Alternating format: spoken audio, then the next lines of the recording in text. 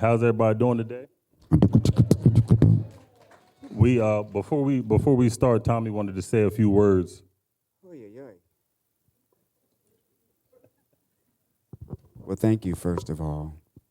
I'm glad to be here. I didn't really expect this. Y'all make me emotional up here. Um, I don't know. It just reminded me of D.C. where I grew up. You know, it was all people together. Spanish, white, everything. They trying to change something and it don't make no sense to me. But, the people are the people. My mother used to say, the people united will never be defeated. And she meant it. So I'll say a little something. I'll tell you a little bit about myself before we start. I was left in the trash as an infant in 66. So I was 18 months old. And I was found by a white woman in the trash randomly. She just happened to be there. Her husband had worked for the civil rights movement. When Kennedy addressed the country and said, as a white American, will you be able to say that you did something about the race problem? So they were well-meaning white people where there actually is in this world, And all white people don't hate black people, and I found that out just through my family. And they're not the same either. All of them not the same. So I didn't know I was black.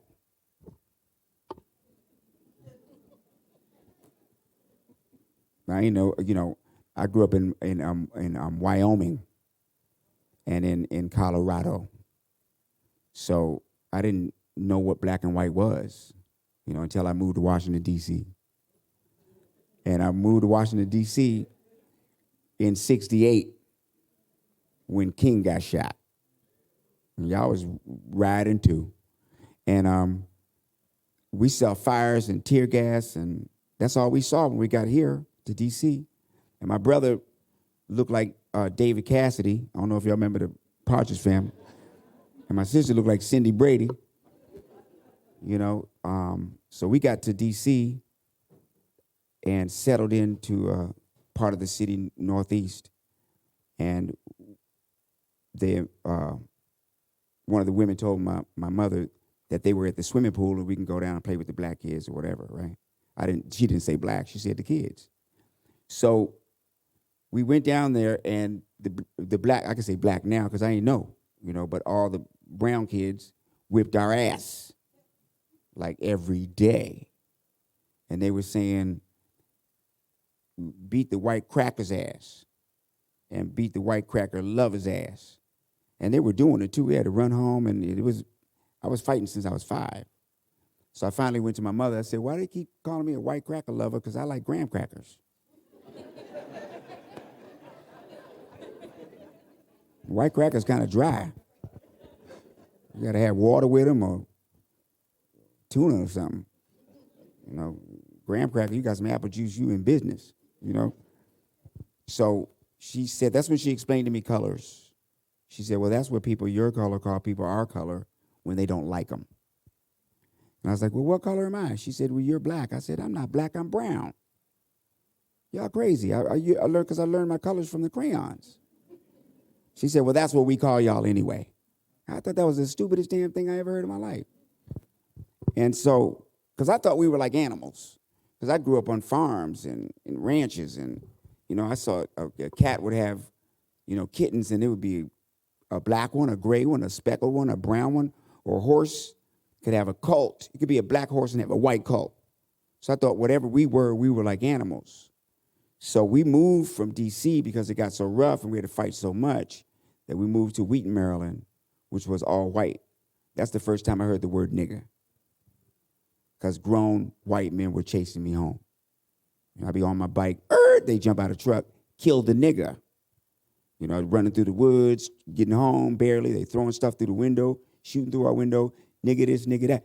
So I went to my mother. I said, who are these niggas? We got to stay away from them.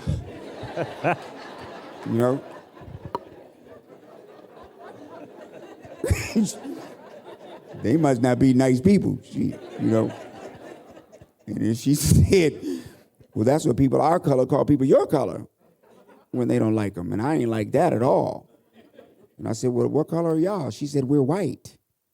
I said, y'all not white, y'all like peach. Sometimes the crayon said flesh. That was scary. And then we settled into a integrated neighborhood. And that's when I found out I was black, because the white guys chased me saying nigga. And then the big black teenager stood behind me, and the white boys ran the other way. I've been black ever since. You know?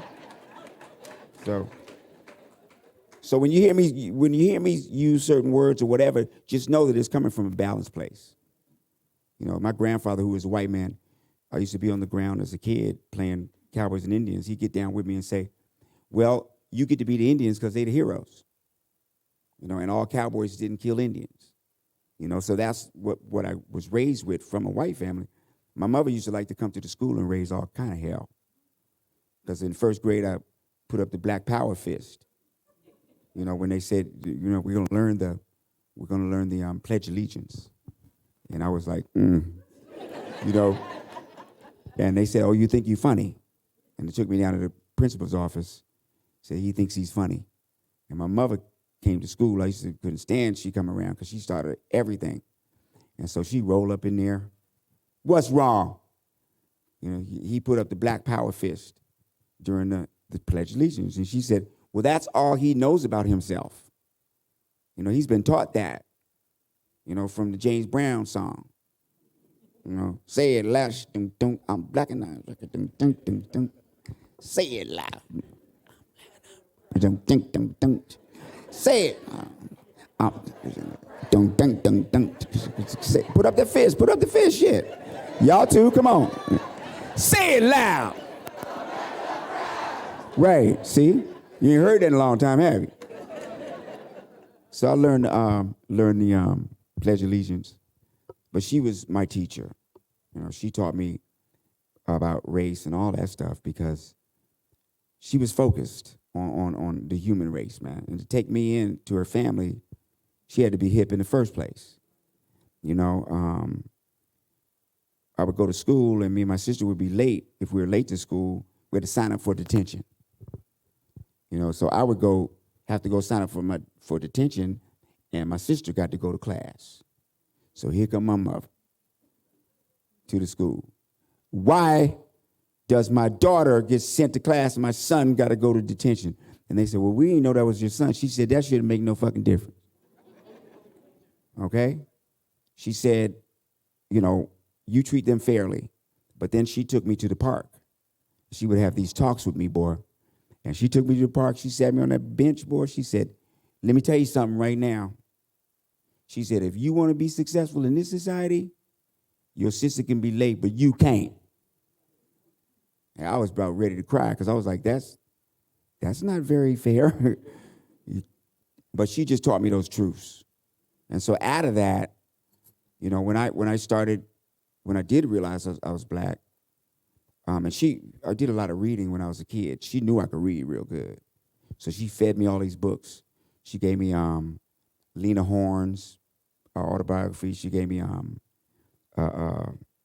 what is this? Claude Brown's book. She gave me Bury My Heart at Wounded Knee, which is about the Native American dissemination. And she gave me Malcolm X. You know, before she gave me the book, she said, I want you to know something.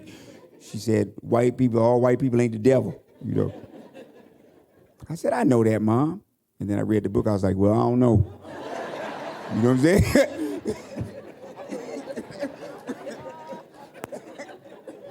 You know, I don't know about all that now. You know, but, you know, so that's where I'm coming from. But I just wanted to share it with y'all, you know, and I'm known as a comedian. And I like that, you know, but I didn't like that when I was a little kid. People always laughed at me, especially in my family. So at Thanksgiving, if I say something, everybody would laugh. So I finally went to my mother and said, why is everybody laughing at me? She said, they're not laughing at you. She said, the way that you talk makes people happy so fast that they don't even think. They just laugh right away. So that like put it on me that I'm okay. And it took me a long time to even realize that. You know, so most of my comedy is just normal stuff like White people rush the Capitol. I'm going to say it again. White people rush the Capitol. Why we ain't talking about that? That was the biggest day in black history. Every black person watching TV was like, look at these niggas here. Nerve to call me a nigga. There go your niggas. Gonna tell me orange is a new black. No, white is a new nigga. Even white people were going, look at these niggers. They can't be real niggas because they rushing the Capitol. That's my only joke I'm gonna tell tonight.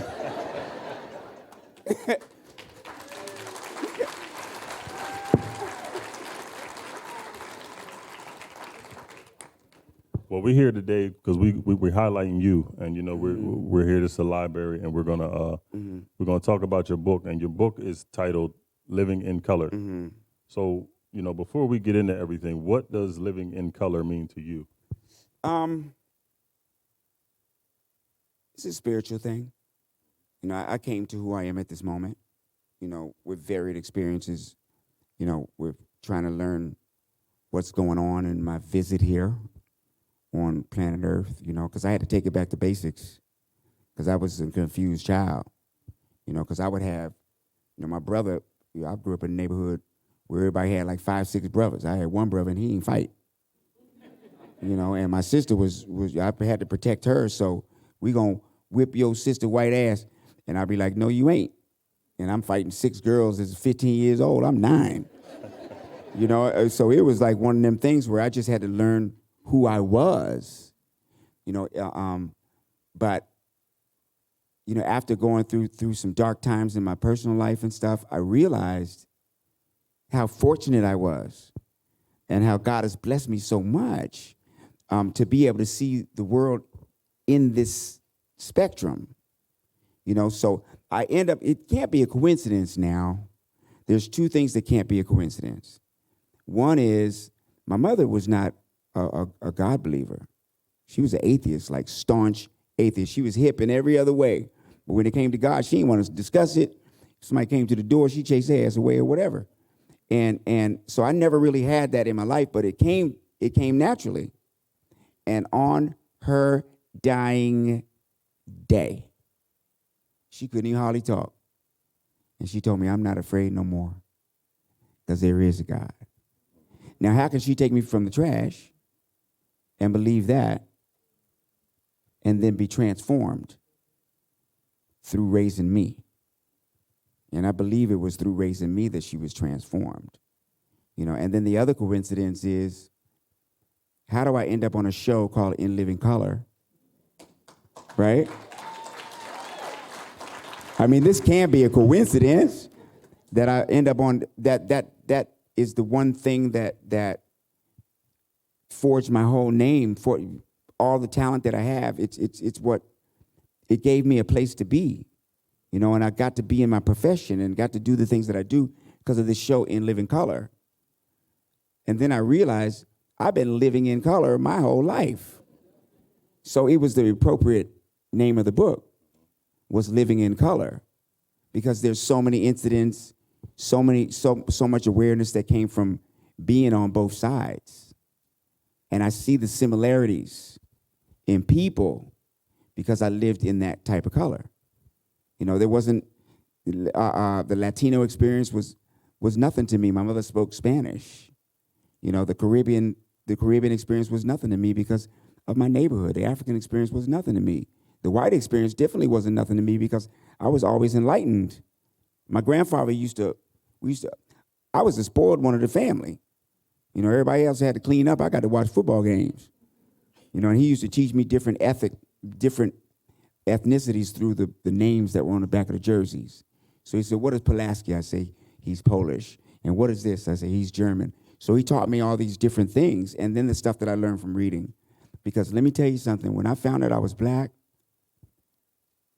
I had some studying to do. Because I was like, how do we end up with nothing and they got all the shit? You know what I mean? All because I'm this color? And it started making sense because I went after that information. You know, basically how we got here. We're the only population in this whole country that came here against our will. And we're the only population singularly that has built this country's wealth without being paid a dime. You see what I'm saying? And that is the truth. That is the truth. And I ain't wanting no, I don't need reparations because my great-great-great-grandmother and grandfather are the reparation because they brought me here on full faith. So I'm on full scholarship on planet Earth. I got a passport and I go anywhere I want to go. And they're the ones that paid through their blood, and through their toil. So In Living Color was appropriate. I want my reparations. But when you talked earlier, when y'all moved to D.C. and, that was the time when Martin Luther King, had been killed. In the book, you talk about your mom, being such a powerful influence in teaching you right and wrong. So, when did you realize, moving to D.C. that your complexion meant something totally different from what you was taught inside the house in the outside world? Just the experiences, just what I went through, and just seeing how uneven it could be. And even we can be like that. I fought, I might as well be Ali. Because I fought so many black people you wouldn't even know. You know what I mean? Over the fact that they were hostile towards my family. But why wouldn't they be? Lord have mercy. You look at the history, and if a group of white men came over here, you better hide your children. It's just one of them kind of things where that's where they were. They were conquerors, and they're gonna have it the way that they want it. That's not all of them, but that's what we live under, and that's the truth of it. And it's not a black person that taught me that. It's life that taught me that. This is the human race versus mankind. The human race been going. That's the Chinese, Europeans. That's every single Homo sapien on this earth racing for resources. Who's gonna have the fresh water? Who's gonna have the food? Who's gonna have the education? Who's gonna have the technology? That's the race. But the race don't pay us dividends because it's about a couple of thousand atom bombs, that can blow the whole thing away. So it's not about a human race, it's about mankind. If man ain't kind, we gone. So that's the way I got to see it, and that's what came out of the whole thing for me. There's no shame in the game me saying I'm African American because I am. Just like ain't no shame about being an Italian American or being a Jewish American. There's no shame in the game. But the way that the media spins it, the headlines read wrong. Like let's say white man was racing the black man. Black man had a steel ball and a chain on his ankle, was holding the baby, and the dog was chasing him. And then they run. And then the white dude beat the black dude by that much, but the headlines read white man faster than black man. So it's really just a perception of who we are. And I learned that I don't have to rely on someone's perception of who I am. I know who I am. And it's not like I'm some magical creature. It's just that I sought the knowledge. I sought out the knowledge. It's nothing that they don't know. Why you think they so uptight? Because they know it. And so, it's just a small group of them that control the whole thing. And they looking at me going, who's this black man talking about what I did? I did it. I know I rubbed him on his head and put my foot in his ass. Why you telling me unless you want me to do it again? And that's the attitude. Anybody that's willing to drop bombs on people and do that stuff, that's extreme stuff. I'm not in the world battle. When I get mad at another country, what I'm going to do? I ain't got no helicopters. You know? So I look at it really simple. And I look at it that way because it's love. It's the love on this planet that's going to save us. It's not the hate. You know? I believe the good Lord sent a lot of messengers, and we ignored it. You know, and we know now's the time. We know now's the time. And that's why, you know, fear is back. Fear is back. And we ain't scared of nobody. We're just scared that the people that got all those big toys are going to use them. You know, there's a few people out there that think that we're going to actually survive a World War III. They ain't learned their lesson yet. Millions and millions of people died. They only ignited one bomb or two. There's thousands and thousands of those things now. So the fiber that's keeping us here is something that has always been here. You know, and this goes back to, you know, a human race. And at the very beginning, if one tribe had the apples and the other one had the cattle, we give you some apples, you give us the cattle. Now they took a little piece of rock and said, this represents an apple and cattle, but you can't eat it. You know? So I wanna fast forward a little bit because you know, in the book there's a couple chapters that talks about your comedy and how you started. When did you realize that you were funny? I always knew. I mean, I came from a neighborhood where, you know, if you wasn't funny, you might catch a bad one. So, you know, I learned how to be funny real early, not because I had to, but because I love it. Because I love comedy, man. I love to laugh. I come from a people that love to laugh, man. You know, that's the thing. The magical thing about us is that we can take a licking and keep on ticking. You know what I mean? And we laughing all up, laughing, and the joy is there. You know, how I found out that I could be a comedian was my friend Howard. Because Howard grew up with me in the project I grew up in D.C., and Howard had 10 brothers and sisters. They were poor. They used to have moving blankets on their bed. That was their blankets. They used to eat in shifts. I ain't lying, you know, and we grew up rough. I mean, his father beat his mother so bad she be crawling down the hallway bleeding naked. You know, and the whole family out there putting her in the ambulance. You know, just the stuff that we seen. And my mother loved him. And he'd come to my house on Christmas. You know, she would love to have him for Christmas. So one Christmas he brought a paper bag with a bow on it and an orange. And he had these little green army men. You know, and my mother, she crazy. She said, come here. I said, what does she want now? She said, give him one of your watches. And I was like, I ain't giving him one of my watches. Why? She said, because you have two. She said, your grandparents gave you one and we gave you one. So take the one you like and get the other one, Howard. I was pissed off. I was like, get out of my house. You know? But Howard was the one that turned me on to comedy. Because I got a job at a Ramada Inn as an assistant chef when I was like 18. I called Howard. I was like, man, I got a job at a Ramada Inn as an assistant chef. And he said, you the stupidest motherfucker I ever met. He said, you can be the biggest star in Hollywood. All you got to do is start. And he turned me on to he had asked the manager at one of the worst strip clubs in D.C. to put me on stage. And he would not leave me alone until I went down there. Finally, I went down there. The dude looked at me up and down. He said, you got 5 minutes. And I looked at Howard. I said, well, what am I supposed to do? He said, I don't give a fuck what you do. Say something.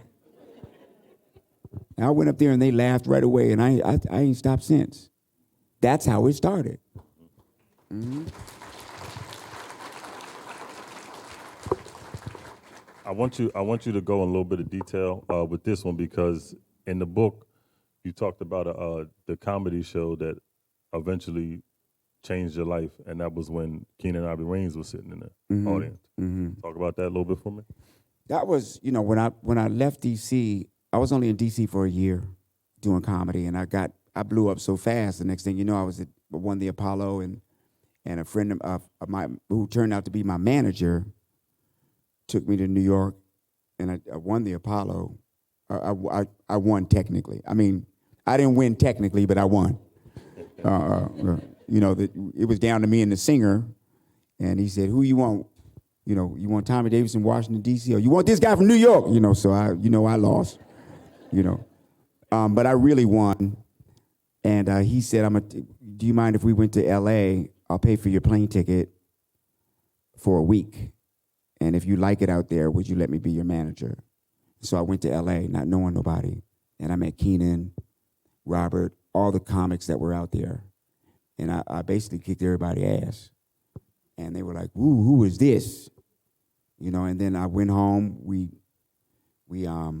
saved money from our job, got 3 months rent ahead of time, and got in this Nissan Sentra with my big old TV, looked like a fish tank, and my clothes in a glad bag, and went out to L.A. And that's how I first met Keenan. But it was 3 years later, when Keenan asked about me auditioning for A Living Color, and I didn't know what it was. So I said no, because I had been really the hottest thing in town. So I was starring in Eddie Murphy's TV series Coming to America as his little brother, and had all these opportunities that went down the toilet real fast.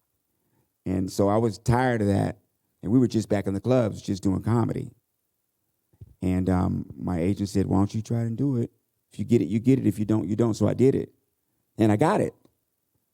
And it was the night I bombed. I didn't do too well on the sketches because I didn't know what that was. But then they had one audition that was only stand-up comedy, and it was 30 of the best comics from around the country, and I was number 30. And I was like, "Bring it. Bring it." I was eating minute rice. Shit, I was eating sizzling. You remember that? Yeah. I was eating sizzling and Wonder Bread and hot sauce. I was taking the bus from having a car. So I was like, "Bring it." And I got a standing ovation, and Keenan said, "You got the show." That's how it happened. I'm a big book reader, but I couldn't tell. If you like Keenan or if Keenan was like, you felt like he was suppressing your talent. What was that? That's just competition, and that's just how it go. You see Amistad? Remember that we were in the hull of the ship and so damn hungry, they just put one scoop of oatmeal in our hand. And we there defecating, periods, just there, under the ship. Don't know where we going. And we get that oatmeal and we trying to get every single drop of that, and the person next to you trying to get it. That's just a derivative of that behavior that's left in us, truthfully. But Keenan is a beautiful person, and based on the circumstances, this is the capitalist way. It's all about competition. And without him, I wouldn't be here. But there was just a certain suppression that came from him for a certain event that I had, and he didn't have my back. I didn't feel. But things go into balance, because when I ran into drug problems and stuff was happening to me, and I was having a hard time, he treated me like a brother. He said, "Go take care of yourself."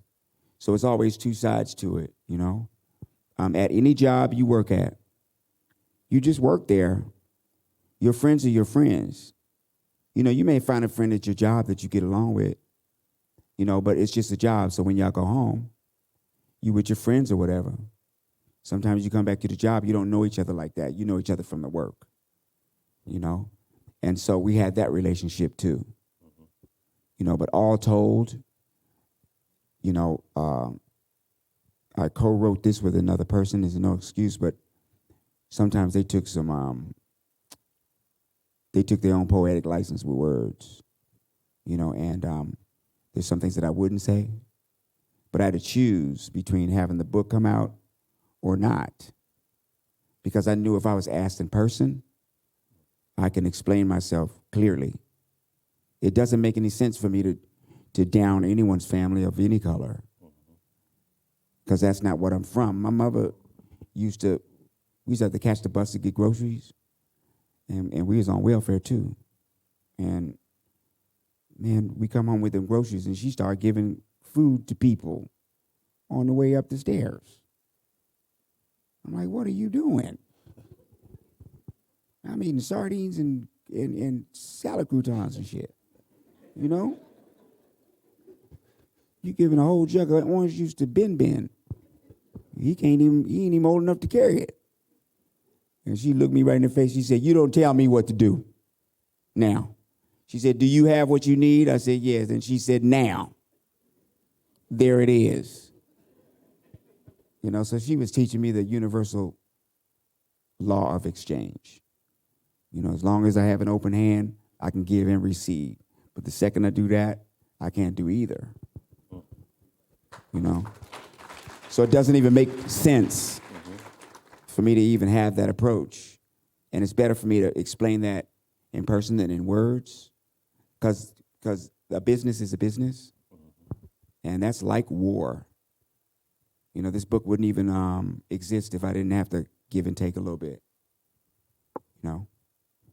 In Living Color, it's probably one of my favorite shows because I don't think nothing like that was ever created, and nothing, you don't see stuff like that no more. Yeah. So yeah.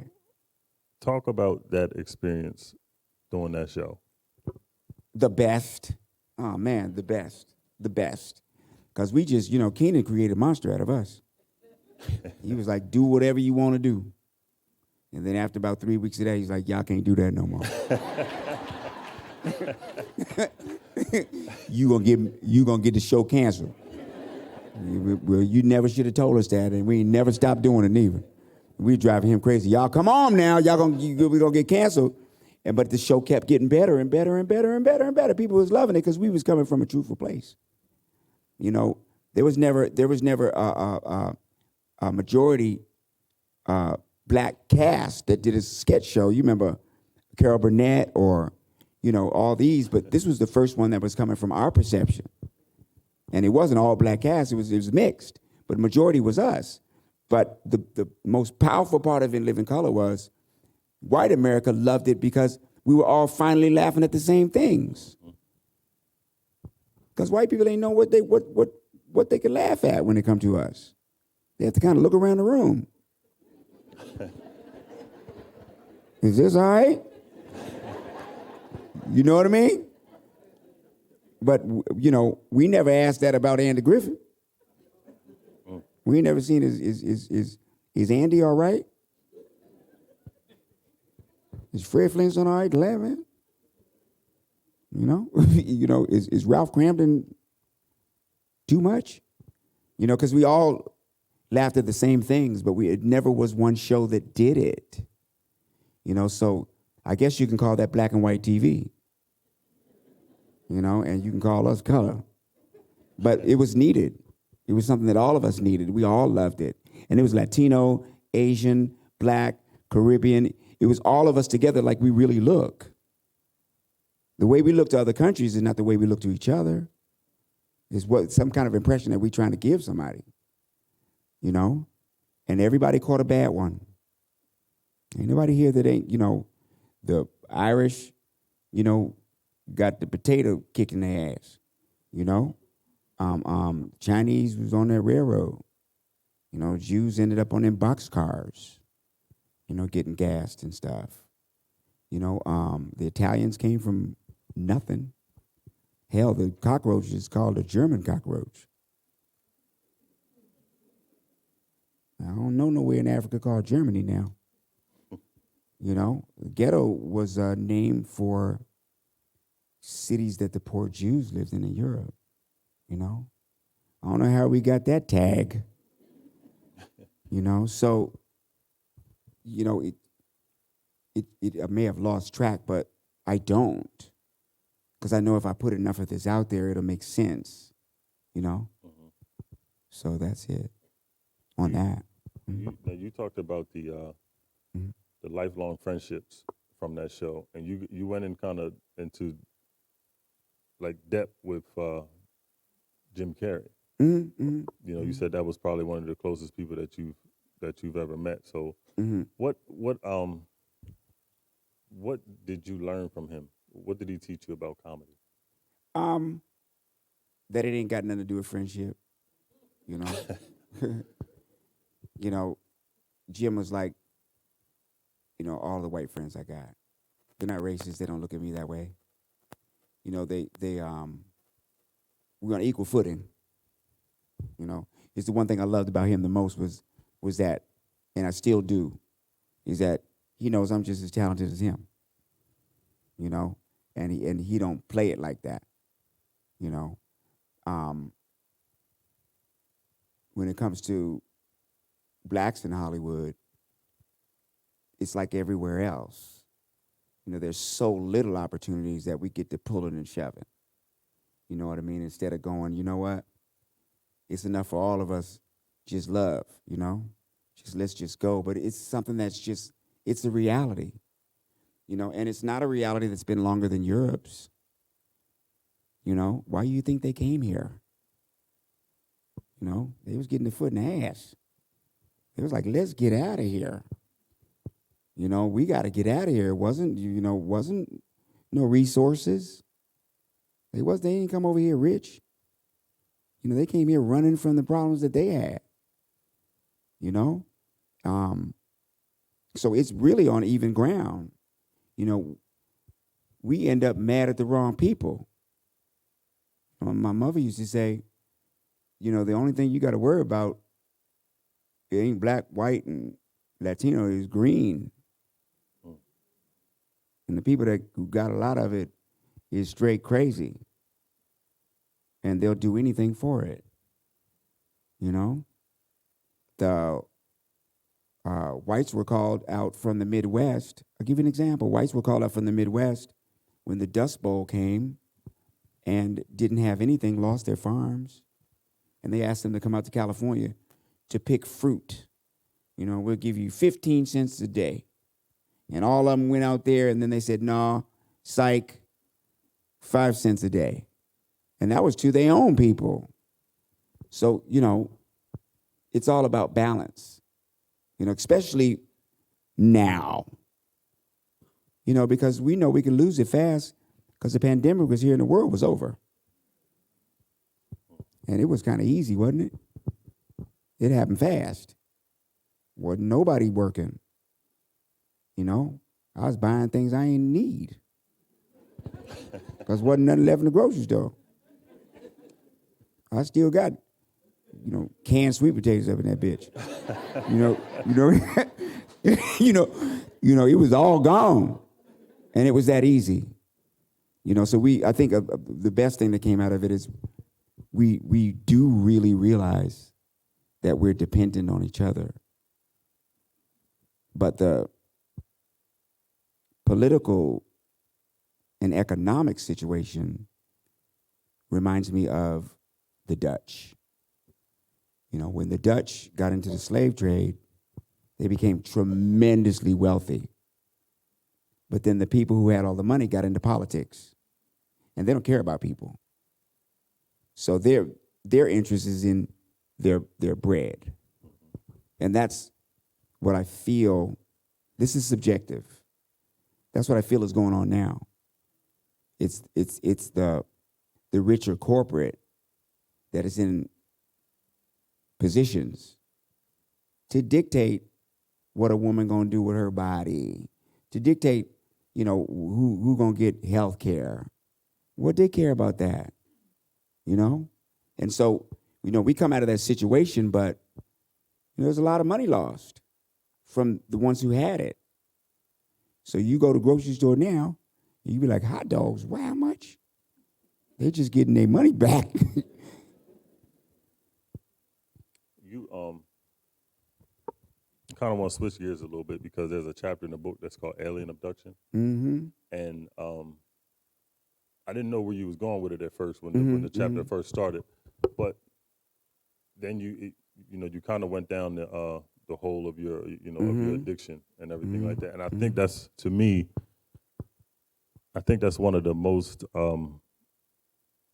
detailed descriptions of somebody's life. You know what I mean? Of everything that as far as your cocaine and the alcohol that you were dealing with, you was really, really detailed. And I think that you gave a very unique perspective on what drugs and alcohol can do to somebody, spiritually, you know what I mean, and mentally as well.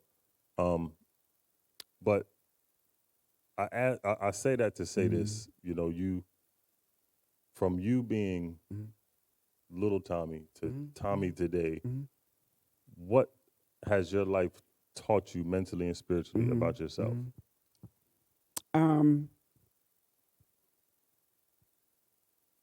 Truthfully, just as a person from the atmosphere that I grew up in, it was always an alternative. It was always there. Coke, weed, all that was always there. I grew up in the neighborhood that dealt drugs. That was what it was all about. I never touched anything because for some reason I saw people acting a fool when they touched it. My brother and them be laughing about some shit that wasn't even funny for hours. And so I never really looked at that as something good. But man, with peer pressure and just wanting to be with everybody, I came home one summer from New York City, and Mary Jane was out. Mary Jane, I love you just the same.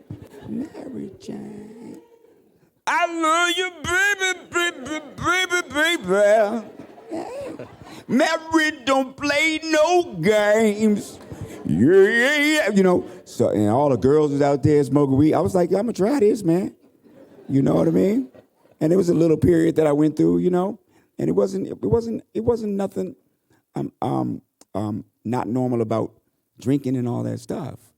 It wasn't until later on, down the line, when I was doing that to mentally survive and spiritually survive, and a knee-jerk reaction to me not being able to control my feelings, not being able to control my environment. And a lot of it had to do with shame that I didn't know about. I never knew how much that affected me in that trash.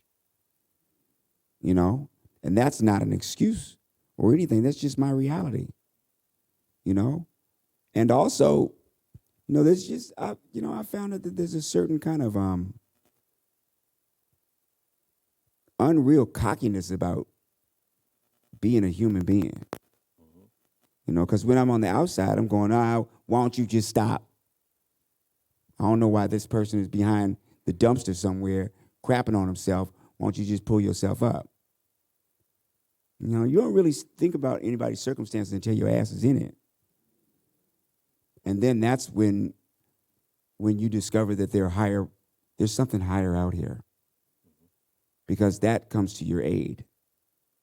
And you start to listen to the people that got something for you in that situation.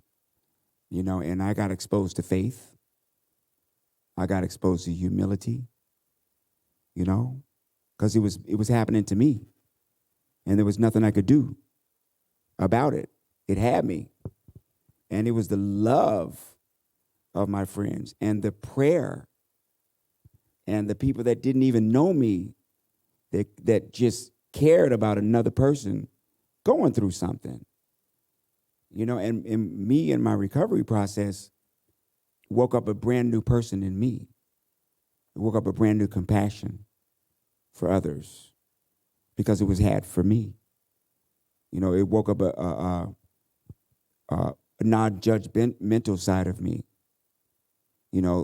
that you got to go through it to know what it's about, And so the only thing that would have happened to me if I didn't have the courage to talk about it was the chance that it would keep on happening. You know, I had to start getting honest with myself. You know, it wasn't nothing I ain't seen before. You know, people getting locked up, murdered in their bed, you know, shot in the middle of their chest or whatever. You know, and I'm asking myself what the world is all about, like I know the answers. And I don't. You know, I'm 59 today. That's about as much as I could tell you. You know, I got great kids, great friends, you know, and I'm a great friend too. You know, and I'm not devoid of mistakes neither. You know, there's a selfish side of me. There's an ego that's there. You know, I think it was best decoded for me was the Native American proverb about the white wolf and the black wolf. And the Native Americans believed that there was a black wolf inside of you and a white wolf. They said, you know, the black wolf, selfish, self-seeking, violent, want what it wants, greedy, deceitful, a liar, and all those things.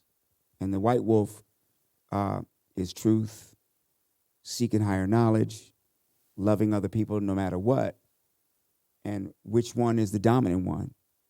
And they believe the one that you fed. The one that you fed. You know, so how do I not feed that? It's out of my control. You know, but how about there's a book that talks about God stopping the ocean and opening it up. And I was like, man, that is some bullshit. You know, how can that be? But I witnessed him stop the whole world and make everybody go inside and see who was doing the dirt. And everybody got to see it. So there's something out there greater than me. And going through that situation made me more eager to help people on all levels, because that's what my mother was about anyway. But you know, anybody's going to get caught up with whatever. You know, they talk about snags in the Bible. There's a lot of snags out there just in this world. You know, and I'm glad to know that I ain't exempt. I don't know about nobody else. You know, but we're born with multiple desires, and it's how we're gonna manage them. You know, and so today, because I can just talk about now, you know, they're pretty under control. You know, and not only that, but I seek it. I seek good. You know, I compare it to kind of Frankenstein. Frankenstein ain't did shit. It's the doctor. Frankenstein was minding his business. He was dead. The doctor put him out the ground and Igor cut the brain by accident. They put it in there anyway. You know, and he ended up being a being that was very kind, you know, and very loving. But the town people ain't like him because he looked different. You see what I'm saying? But the real monster was the doctor. You know, we all dealing with that on some kind of level. And it'll even itself out as time goes on, you know? Because how can I be canceled, culture canceled, when I am culture? I am culture. What are you talking about? I'm Jamaica. I'm Haiti. I'm the Dominican Republic. I'm Irish. I'm all of that. You know, I'm gonna stick up for you and stick up for you and stick up for you. You know, and you know, we got to watch out for that kind of stuff, that mob mentality. You know, the dude got put up with nails in the foot and the hand. You know, and he ain't did shit wrong. That's who we are. We got to watch out for it. That's all. Excuse my language. What? Well, ladies and gentlemen, Mr. Ryan Stewart, Mr. Tommy Davidson, let's give them a round of applause.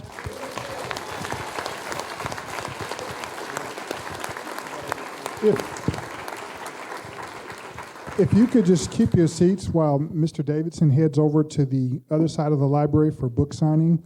There will be cake over there and books for you to purchase, and Mr. Davidson will be available to sign your books.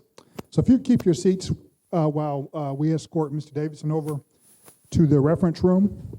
And again, thank you all for coming. Like and follow us on Facebook.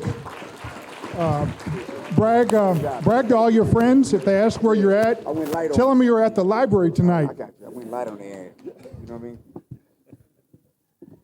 Thank y'all. You're on YouTube, baby.